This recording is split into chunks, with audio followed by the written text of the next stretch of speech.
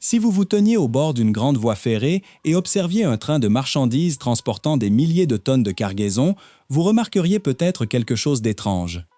Au milieu de cette chaîne de conteneurs serrés et lourdement chargés, vous trouveriez souvent un wagon complètement vide. Ce wagon ne transporte aucune marchandise, ne génère aucun profit immédiat et semble constituer un gaspillage flagrant dans un secteur où chaque centimètre carré est synonyme de profit. Pour un œil non averti, cela pourrait passer pour un oubli, une erreur logistique. En réalité, ce simple wagon vide est un élément crucial de la précision d'ingénierie. Sans lui, le train entier pourrait subir une défaillance catastrophique, déraillant ou détruisant des infrastructures d'une valeur de plusieurs millions de dollars. Pour comprendre pourquoi, il faut d'abord comprendre ce qu'est un train, d'un point de vue mécanique et physique.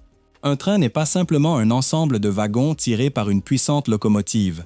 C'est un système de mouvement massif et interconnecté, maintenu par des maillons qui supportent simultanément les forces de traction de la locomotive et absorbent les poussées et les frottements constants lors des accélérations et des décélérations. Lorsqu'une locomotive met en mouvement un long train de marchandises, la force se transmet d'un wagon à l'autre et d'un maillon à l'autre, à la manière d'une onde se propageant dans une chaîne. Chaque maillon absorbe une partie de la force de traction avant de la transmettre au wagon suivant. Sur les longs trains, le dernier wagon peut se mettre en mouvement quelques secondes après le démarrage de la locomotive. Ce délai n'est pas un hasard, il constitue une source importante de contraintes mécaniques. Imaginez maintenant un train chargé de minerais de fer traversant la région de Pilbara en Australie, où les trains s'étendent généralement sur 4 km et transportent plus de 30 000 tonnes. Les forces en jeu sont colossales. L'un des principaux défis que doivent relever les ingénieurs avec des trains de cette taille est la dynamique longitudinale du train, la gestion des forces de compression et de traction qui s'exercent sur le train. Lorsqu'un long train chargé à pleine capacité freine, les wagons arrière, encore en mouvement, commencent à comprimer les wagons avant qu'ils ralentissent. Si ces forces de compression deviennent trop importantes, les wagons peuvent se déformer ou dérailler. À l'inverse, lorsque les voitures de tête accélèrent tandis que les voitures de queue gravissent encore une pente, de puissantes forces de tension s'exercent sur les attelages. Si un attelage ne peut supporter cette charge, il cède et la rupture d'un attelage sur un train de marchandises lourd lancé à grande vitesse est catastrophique. C'est là qu'intervient le wagon vide. Dans le transport de marchandises lourdes, des wagons vides sont ajoutés au train à des endroits stratégiques, non pas pour transporter des marchandises, mais pour contrôler ses forces dynamiques. Un wagon vide a des caractéristiques de masse très différentes d'un wagon chargé. Lorsqu'une onde de pression ou de tension se propage dans le train, le wagon vide réagit différemment. Il se déplace plus facilement, absorbe différemment l'affaissement et sert d'amortisseur mécanique entre les groupes de wagons lourds. En plaçant ces wagons à intervalles calculés, les ingénieurs peuvent optimiser le comportement dynamique de l'ensemble du train, réduisant ainsi les contraintes maximales sur les attelages et le système de traction. Imaginez que vous poussez une longue tige rigide. La force est transmise instantanément et, si la résistance est trop importante, la tige cède. Imaginez maintenant cette même tige avec des sections flexibles insérées à intervalles réguliers. La puissance est toujours transmise, mais elle est absorbée et atténuée pendant le transport. Un wagon vide remplit cette fonction. Il ne s'agit pas simplement de l'absence passive de marchandises, c'est un élément mécanique actif. Il y a aussi la question du freinage. Les trains de marchandises modernes utilisent un système de freinage pneumatique continu, dans lequel un seul tube parcourt toute la longueur du train. Lorsque le conducteur freine, la pression chute dans ce tube, actionnant séquentiellement les freins de chaque wagon. Sur les trains très longs, il existe un délai notable entre l'activation des freins avant et arrière, ce qui signifie que les wagons arrière continuent d'avancer à pleine vitesse tandis que les wagons avant commencent à décélérer. Le positionnement stratégique des wagons vides permet d'atténuer ces à-coups en les répartissant sur une plus grande surface du train. Les aspects économiques sont plus complexes qu'il n'y paraît. Chaque wagon vide consomme du carburant pour se déplacer. Les exploitants ferroviaires ne se laissent pas influencer par la sentimentalité. Si un wagon circule à vide, le coût de son transport doit être inférieur au coût de son absence de transport. Dans le cas des trains à gestion dynamique, ces calculs incluent la prévention des pannes de matériel, des déraillements et des dommages aux voies.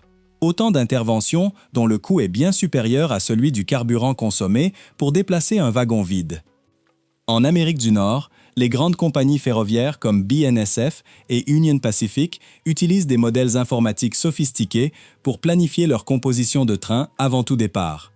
Les ingénieurs calculent le placement des wagons chargés et vides ainsi que la position des motrices, réparties en milieu ou en queue de convoi afin d'équilibrer la puissance sur toute la longueur du train.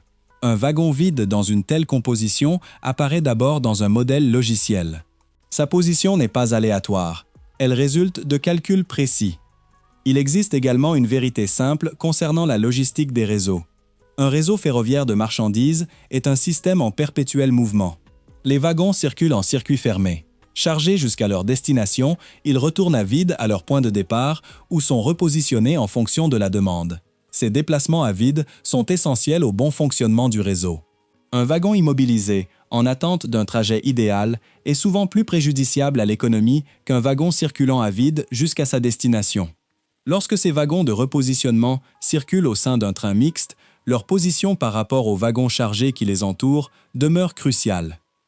Ce qui se révèle est une situation d'une grande complexité, dissimulée sous ce qui apparaît, au premier abord, comme une simple inefficacité. Chaque wagon, chaque maillon et chaque système de freinage fait partie d'un système conçu pour transporter la charge maximale possible, en toute sécurité et au coût le plus bas par tonne-kilomètre. Dans ce système, le wagon vide est un outil délibéré de gestion mécanique et opérationnelle, positionné avec précision là où il est nécessaire. Le plus surprenant est la décision d'inclure un wagon vide. Cela se fait rarement sur le terrain.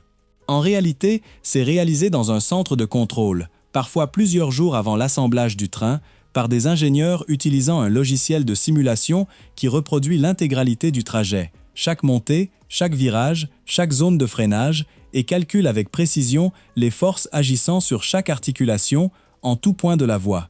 Le wagon vide est en quelque sorte une recette, programmée par ordinateur et exécutée par les ouvriers de la gare, pour résoudre un problème mécanique dont la plupart des passagers et des passants n'ont pas conscience.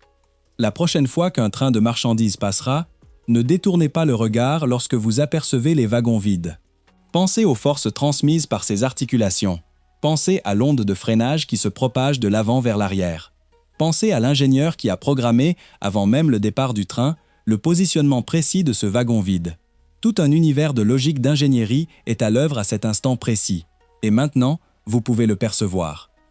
Si ce genre d'exploration approfondie du génie des transports vous intéresse, cliquez sur j'aime et abonnez-vous.